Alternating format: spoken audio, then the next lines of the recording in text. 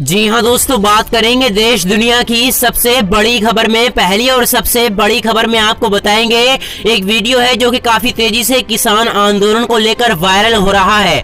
आप भी देखिए उस वीडियो को। लेकिन उससे पहले अगर आप भी देश में गोदी मीडिया का विरोध करते हैं और आप भी किसानों के समर्थन में हैं और आपको लगता है कि इस कड़ाके की ठंड में किसानों को बेरहमी से सताया जा रहा है, तो लाइक करें इस वीडियो को और चैनल को सब्सक्राइब करने के बाद घंटी को दबाना बिल्कुल ना भूलें और कमेंट बॉक्स में लिखें जय जवान जय किसान। तो दोस्तों देखिए इस वायरल वीडियो को और अपनी राय कमेंट बॉक्स में बताना बिल्कुल ना भूलें। दोस्तों नमस्कार। दोस्तों, विज्ञान भवन के बाहर का नजारा, देश के कृषि मंत्री मुस्कुरा रहे थे, हंसी ठिठोली कर रहे थे और पत्रकारों को संबोधित करते हुए बार बार कह रहे थे कि देश तो लोकतांत्रिक है, तो लोकतंत्र के तहत बातचीत तो चलती रहेगी। उसी विज्ञान भवन के बाहर जब किसान निकले तो उनमें गुस्सा था, आक्रोश था इस बात को लेकर कि जिस सरकार को हमने बनाया है वो सरकार यह कह रही है कि हम अदालत में चले जाएं। और यकीन जानिए, पहली बार शायद भारत के इतिहास में यह पहला मौका है जब आंदोलन करने वाले लोग ही कह रहे हैं अदालत का दरवाजा नहीं खटखटाएंगे, सुप्रीम कोर्ट नहीं जाएंगे। इसके मतलब क्या है? इसके मतलब क्या यह है कि सरकार पर भरोसा नहीं और सरकार के मातहत क्या इस देश की जुडिशरी भी चल पड़ी है, इसीलिए सुप्रीम कोर्ट पर भी भरोसा नहीं? क्या यह लकीर खींची जा सकती है? या फिर जिस तरीके से आज किसान नेताओं ने बाहर निकलकर साफ तौर पर इस बात का जिक्र किया कि दरअसल हमने जिसे चुना है फैसला हमें उसी से चाहिए, या फिर यह आंदोलन चलता रहेगा चाहे जान चली जाए। इसके मतलब क्या है? यह मतलब बहुत साफ है कि भारत की राजनीतिक व्यवस्था इतनी सड़ गल चुकी है कि अब उसे परिवर्तन करने की जरूरत है। इसका मतलब यह है कि भारत के भीतर में जो आर्थिक ढांचा अपनाया जा चुका है और राजनीतिक सत्ता उसी आर्थिक ढांचे को सुधार का नाम देकर मजे करते रहती है, दरअसल अब उसे बदलने का वक्त आ गया है।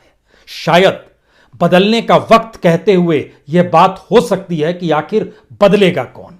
लेकिन यकीन जानिए, बीते 6 बरस में जो काम इस देश की कोई राजनीतिक पार्टी कभी नहीं कर पाई, जिस दिशा में इस देश के भीतर में उठते हुए तमाम मुद्दे, चाहे वो शिक्षकों की भर्ती से जुड़े हुए मुद्दे हों, चाहे रेलवे में नौकरी के लिए निकाले गए आवेदन लेकर भी किसी तरह की कोई परीक्षा ना हो पाने की स्थिति हो, चाहे डिसइन्वेस्टमेंट से दुखी होकर इसी देश के सरकारी कर्मचारियों का गुस्सा हो, चाहे इस देश के भीतर में कोई भी मुद्दा हो, लेकिन कभी भी कोई मुद्दा अदालत के एट पार नहीं गया। यानी अदालत बीच में बार बार इसलिए आ जाती रही क्योंकि भारत वाकई एक लोकतांत्रिक देश है, जहां पर यह माना जाता है कि कार्यपालिका, विधायिका और न्यायपालिका में एक समन्वय भी है और एक चेक एंड बैलेंस भी है। लेकिन बीते 6 बरस का सच आज पहली बार विज्ञान भवन के बाहर निकले हुए किसान नेताओं के जुबान पर आ ही गया, जब उन्होंने खुले तौर पर कहा हम अदालत में नहीं जाएंगे, सुप्रीम कोर्ट में क्या सुनवाई हो रही है होने दीजिए, हम उस दिशा में नहीं देखेंगे। यानी कहीं ना कहीं देश के भीतर अविश्वास की स्थिति मौजूदा राजनीतिक सत्ता के क्रियाकलापों को लेकर अब जुडिशरी को भी अपनी जद में ले चुकी है। और हमें लगता है कि जुडिशरी की परिस्थिति क्या है और खासतौर पर सुप्रीम कोर्ट और वहां पर जस्टिसों की स्थिति क्या है, यह शायद पूर्व चीफ जस्टिस रंजन गोगोई की परिस्थितियों से समझा जा सकता है। कोई चीफ जस्टिस रिटायर होने के चंद महीनों के बाद अगर संसद में पहुंच जाए और संसद में नॉमिनेट करने की स्थिति में वही राजनीतिक सत्ता रहे जिसके हक में उससे पहले तमाम राजनीतिक फैसले आ गए हों, राजनीतिक फैसले यानी उन फैसले का राजनीतिक चेहरा सत्ता के अनुकूल हो, चाहे वो राम मंदिर का फैसला हो, चाहे वह अपने तौर पर राफेल का फैसला हो, चाहे वह धारा 370 आर्टिकल 370 को लेकर या हैबियस कॉर्पस जो कश्मीर को लेकर वहां पे जो काम कर रहा था उसको लेकर फैसला हो, सबरीमलई का जो फैसला आया, या फिर जो एनआरसी को लेकर सरकार की तरफ एक लंबी फहरिस्त है। यह एक ऐसी फहरिस्त है जिसमें इस बात को लेकर पहली बार सवाल उठा था कि अगर पूर्व जस्टिस संसद पहुंच जाते हैं चंद महीनों के भीतर में, तो क्यों ना माने जाएं कि उस दौर में दिए गए उनके तमाम फैसले राजनीति से प्रभावित थे। और शायद सुप्रीम कोर्ट की भीतर से निकलती हुई अनुगंज भी इसी दौर में किसान आंदोलन को लेकर क्या कह रही थी। 24 घंटे पहले सुप्रीम कोर्ट को इस बात पर दुख था कि दरअसल किसान आंदोलन में बड़ी तादाद में लोग हैं तो कहीं कोरोना ना फैल जाए, यानी महामारी इस देश के भीतर है, कहीं वो ना फैल जाए। यानी जो संविधान के तहत इस देश में एग्रीकल्चर स्टेट के हिस्से में आता है, संविधान के तहत जीने का अधिकार और न्यूनतम मजदूरी तक की स्थिति संविधान में दर्ज है, दरअसल उस पर से सुप्रीम कोर्ट ने आंखें बंद क्यों कर रखी है। और यह कोई अभी का मसला नहीं है, प्रवासी मजदूरों से जब आप शुरू होंगे उस दौर से आपको नजर आना शुरू हो जाएगा कि दरअसल सुप्रीम कोर्ट ने आंखें वाकई बंद रखी हैं।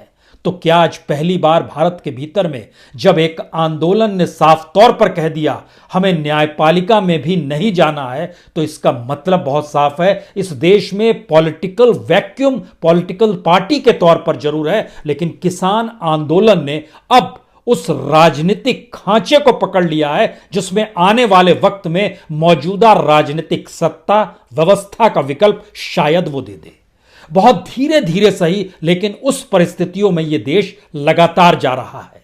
और सरकार जिन 3 कानूनों को वापस लेने की अपने तौर पर मांग किसान कर रहे हैं, उस पे से सरकार नहीं हटेगी। एमएसपी को कानून सरकार नहीं बना सकती है। हमें लगता है कि आज इस आर्थिक तंत्र को भी समझ लीजिए कि यह सरकार क्यों फेल्योर है।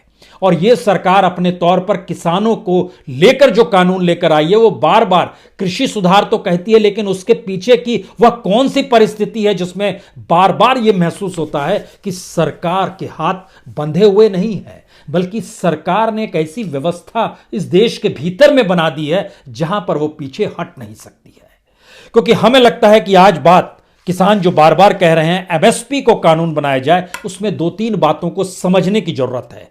किसान नेताओं को भी यह समझना चाहिए कि आखिर ऐसी कौन सी स्थिति आ गई है। बहुत साफ तौर पे हमें लगता है कि अटल बिहारी वाजपेयी के दौर को एक बेसिक स्थिति में लेकर आए। अटल बिहारी वाजपेयी 5 साल तक 4.5 साल तक सत्ता में रहे। उस वक्त इस देश के भीतर में जो चावल को लेकर जो प्रति क्विंटल धान जो बिकता था, उसकी जो कीमत थी जिस समय वो सत्ता में आए थे, सिर्फ 440 एमएसपी था। 2003-4 में जब उनका आखिरी बरस था, सिर्फ 550 रुपए तक पहुंच पाए थे, यानी 110 रुपए 4.5 साल में एमएसपी बढ़ा पाए। लेकिन मौजूदा वक्त में मोदी सत्ता ने तो कमाल कर दिया, जबरदस्त तरीके से बढ़ा दिया।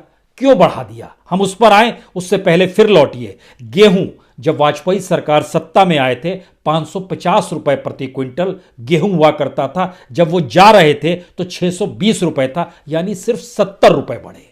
लेकिन वाजपेयी का यह काल इस मामले में महत्वपूर्ण है कि एमएसपी नहीं बढ़ रही थी, लेकिन फसल को लेकर जो इनपुट होता है, वो बीज को लेकर हो, वो फर्टिलाइजर को लेकर हो, वह सिंचाई को लेकर हो, वह इक्विपमेंट्स को लेकर हो, उस इनपुट की कीमत में बढ़ोतरी नहीं की गई थी। और जो एमएसपी बढ़ाई जाती थी उस पे इनपुट का कोई बोझ नहीं पड़ रहा था। यह वाजपेयी सरकार। उसके बाद आइए 10 साल